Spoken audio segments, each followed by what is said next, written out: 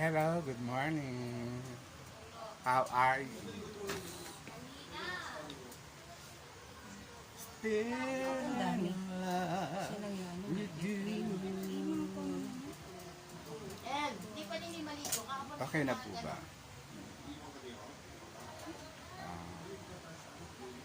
Ano? Ang mukha ko si Alde? My Eh, God. sapatos mo yung nasuotin mo. Ang ganyan ah.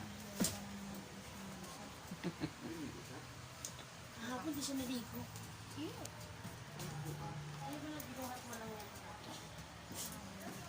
Straight from the heart.